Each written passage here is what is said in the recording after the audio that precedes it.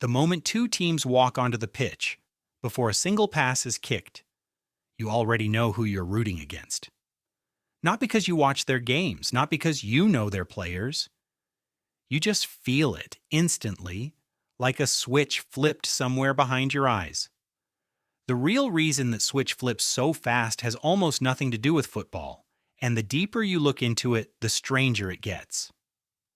Start with a question neuroscientists have only recently been able to actually test. How little information does your brain need before it treats another group of people as a threat? In the 2000s, a social neuroscientist named Jay Van Bavel ran a series of experiments using brain scanners instead of questionnaires. He split strangers into two teams using something completely meaningless, a coin flip, a random number, nothing that mapped onto any real difference between them. Then he showed each person photos of teammates and photos of the other side while watching their brain activity. Within a fraction of a second, the brain's threat circuitry, the same regions that activate around real danger, responded more strongly to faces from the other group. There was no history, no real stakes, no actual conflict, just a label assigned moments earlier by a coin flip, and the brain had already started treating half the room as outsiders. That's the part that should bother you. Your brain doesn't wait for a reason. It manufactures one instantly out of whatever division is closest at hand. A jersey color is more than enough. It gets faster than that. A researcher named Alexander Todorov at Princeton studies how quickly people form judgments about faces they have never seen before. His experiments found that people decide whether a stranger looks trustworthy or threatening in under 100 milliseconds, faster than you can consciously register that you are even looking at them. You don't get a vote. The judgment is filed before the rest of your brain has caught up. So when the opposing captain's face fills the screen before kickoff, scowling, focused, some part of you has already decided something about him, and the match hasn't started. Here's where it stops being just about judgment and turns into something darker. A psychologist named Mina Cikara at Harvard wanted to know what happens inside a fan's brain, not when their rival loses, but when their rival suffers. In her studies, devoted fans watched footage of opposing fans experiencing something painful and unpleasant. The brain's reward circuitry, the same region that activates for winning money or eating something delicious, lit up. Watching a rival in pain felt good to the brain automatically, before anyone consciously chose to feel that way. Cikara's research went further. The fans whose brains showed the strongest reward response to a rival's suffering were also the most likely to say they would be willing to actively harm a rival fan, given the chance just verbally, just once. The dislike wasn't only a feeling anymore, it was rehearsal. So far, none of this has needed a real grievance, a real history, or even a real difference between two groups of people. Which raises the question of what is actually doing the sorting. Sometimes it isn't information at all, it's color.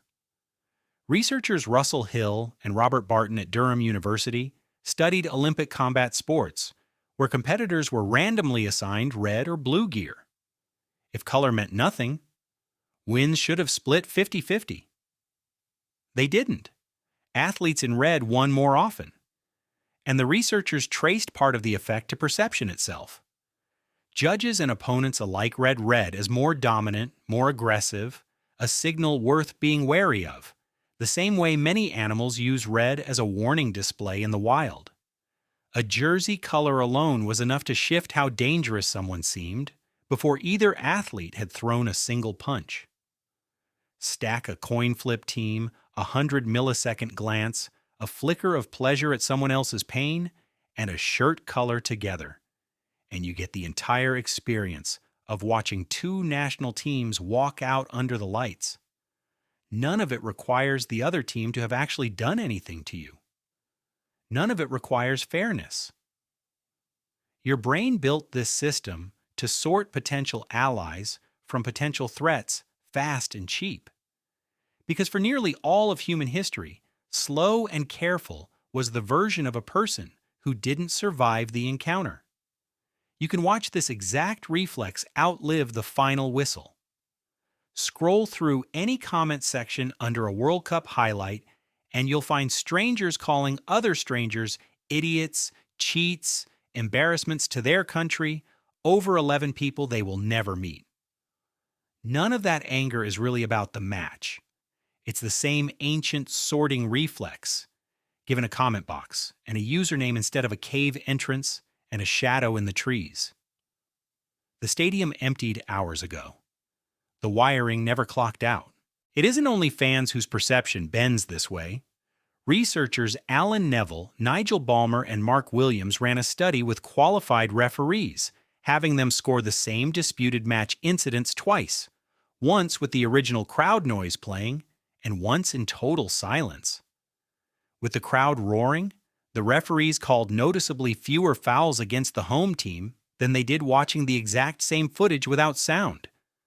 Nothing about the tackle had changed between viewings. Only the noise around it had.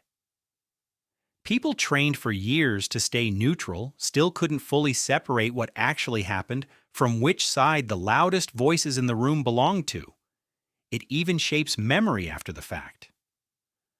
Once you've decided which side is them, your brain doesn't just judge their actions in the moment, it edits how you remember those actions later. A foul committed by your own team gets remembered as an accident, a coincidence, bad luck. The same foul committed by the rival gets remembered as proof of who they really are. You are not lying when you argue about it afterward. You genuinely recall two different versions of the same 10 seconds of footage, shaped by which side of the line you were standing on before the whistle even blew. None of this makes you irrational. It makes you human.